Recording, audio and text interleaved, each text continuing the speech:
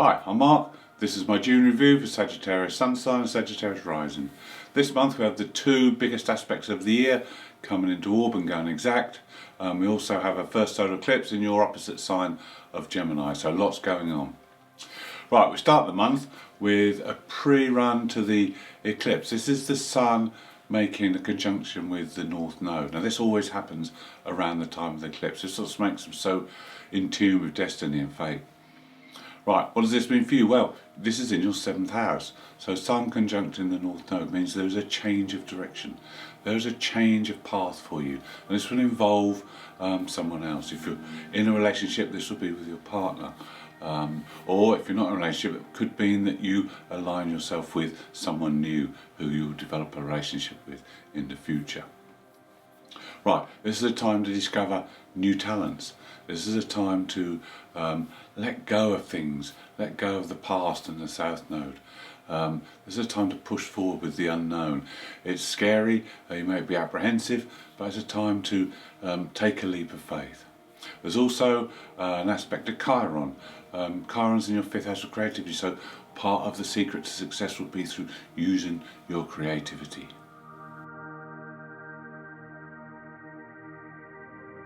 On the 2nd, we have our biggest aspect of the year coming into a tight orb, that's Saturn square Uranus, and it will be exact on the 14th of June.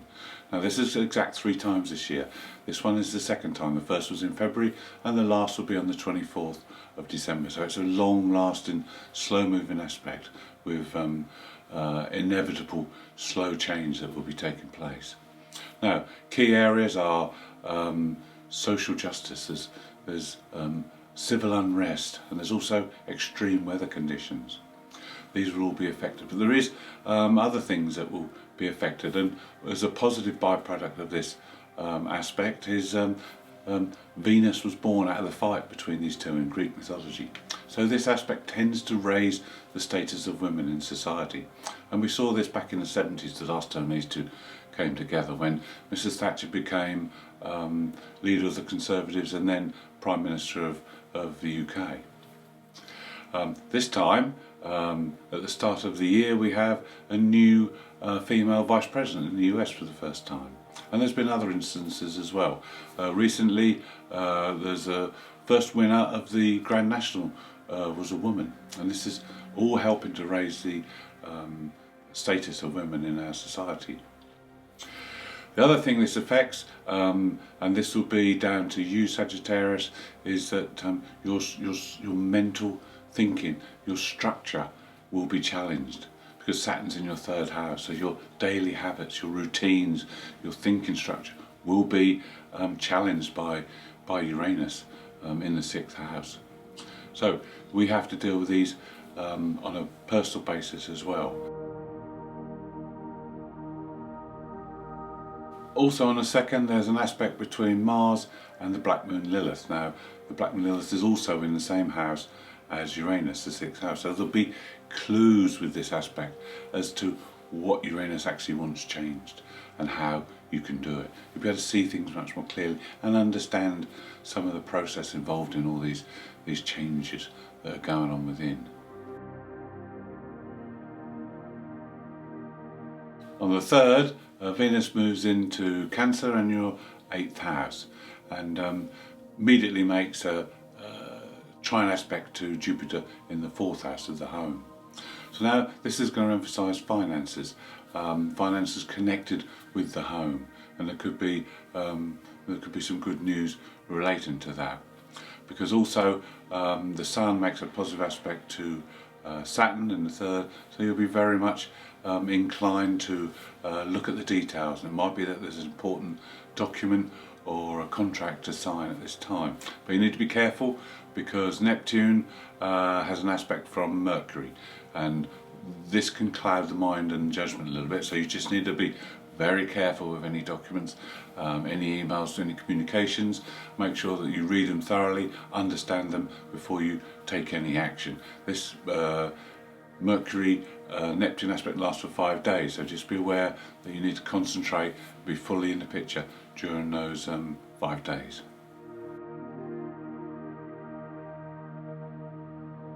On the 4th, there's a powerful Opposition between Mars and Pluto. Mars is in your 8th house, Pluto's in the 2nd house, so the money houses are activated here. Now this could be the culmination of past work which brings great reward, and you could benefit from finances coming in. On the other hand, it could be power struggle over money or possessions. It depends what's happened in the previous meetings of these two, the square and the conjunction. Then on the 6th there's another opposition. This time it's between Sun and Juno. Juno's in the 1st house. So again, this can be a frustrating time when one person causes frustration and blocking the other person. Or again, it can be fruitful.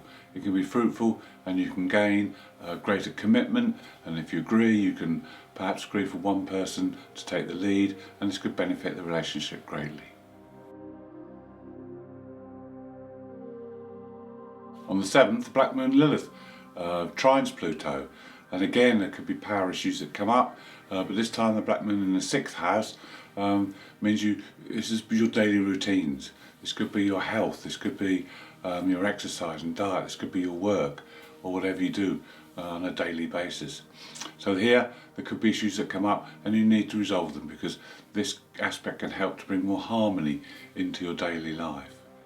Then on the 8th we have the second biggest aspect of the year, this coming into closed orb, and will be exact on the 24th of June.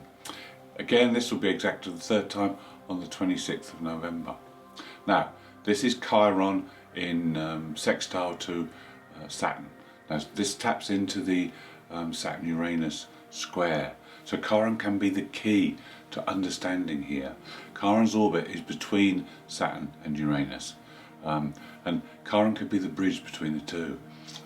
Saturn and Uranus are both in fixed signs, so they're not likely to budge.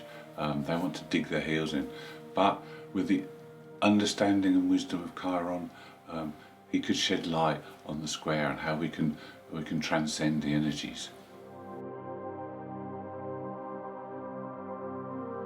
On the 10th, we have our first solar eclipse of the year. This one is in Gemini at 19 degrees, and it belongs to the Saros 5 North series, which is a series of eclipses which is quite unusual. It brings hunches, it brings information, messages through dreams, visions, all from the unconscious, from the psychic world. And this can be very important, so you need to act upon them if you get any of these. It's also in Gemini going to be a bombardment of communication and information. And in your 7th house, it's time to work with a partner. It's time to redefine an existing relationship, or maybe a time to start a new relationship. But it's good to work and understand others, their motivations, their feelings. You'll have more empathy and you can achieve a lot in a partnership now.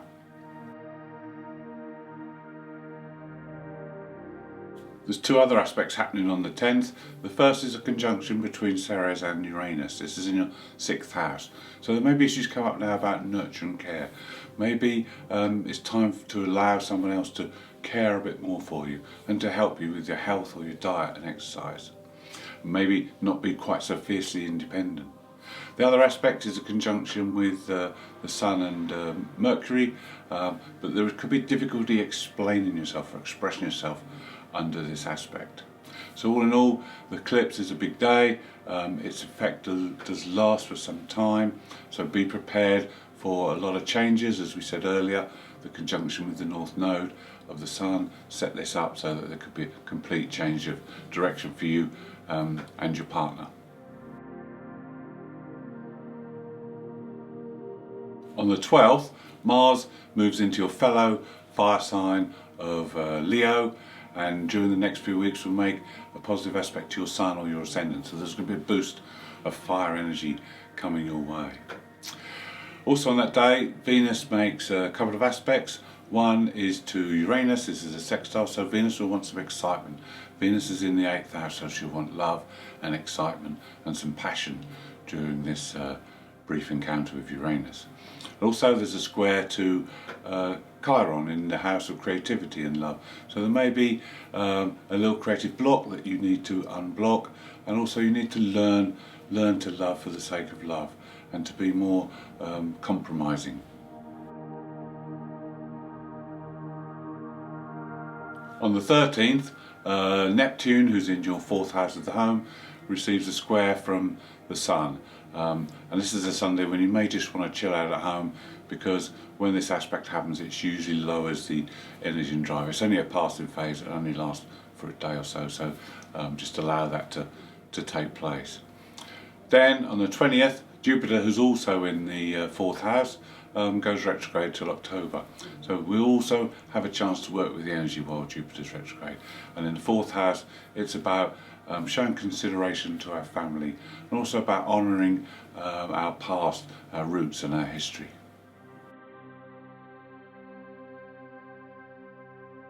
On the 21st, the Sun moves into Cancer and your 8th house. So the emphasis shifts now from the 7th to the 8th. Also, Venus makes a trine aspect on that day to Neptune, who's in your 4th house. So it's a good idea to put some creative ideas into the home area, and perhaps put some ideas into practical form. And on the 22nd, Mercury goes direct. Now you just need to allow Mercury a few days to get going with momentum, and communication and ideas will all start to flow freely again. On the 23rd, Venus makes the same opposition to Pluto that Mars did earlier in the month. Venus-Pluto is very intense energy, very intense desire. You need to be aware of yourself, because there's impulses that come up from the unconscious that you may act upon and regret later. So just be aware of yourself and your actions. It's across the money houses, so again this could be very fortunate, or it could be a power struggle. It could be that you receive a benefit from an outside source, or your joint resources receives an influx. But then it could also be a struggle over money or power or sex, which could result in a lot of negativity.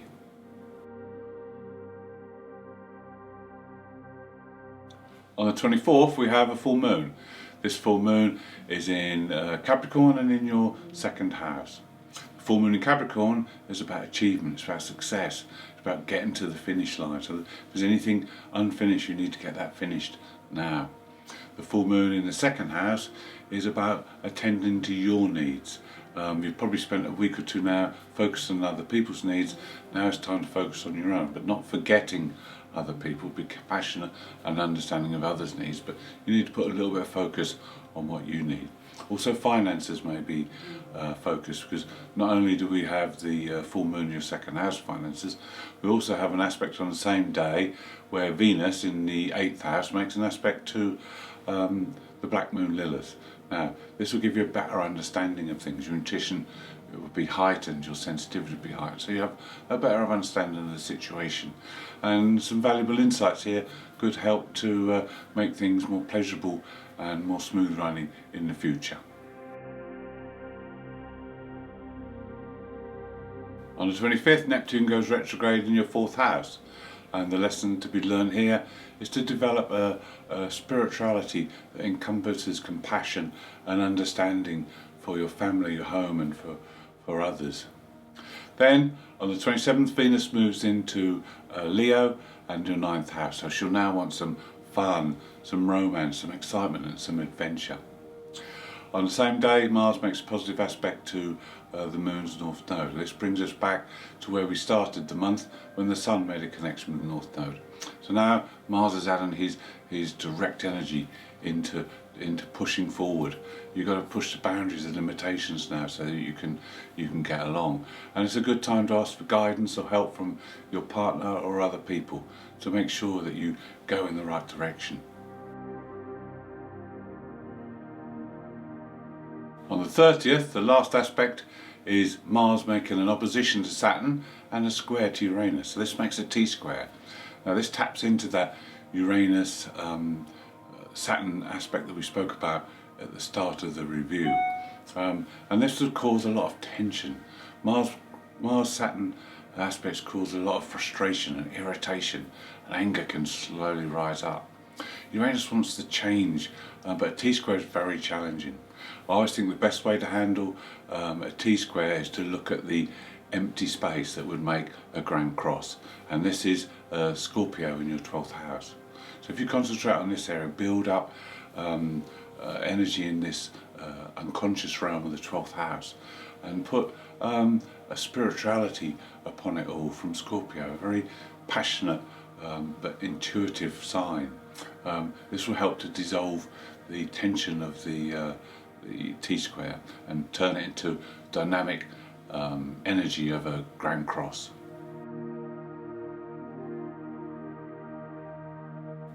Thank you for watching. I hope you've enjoyed the review.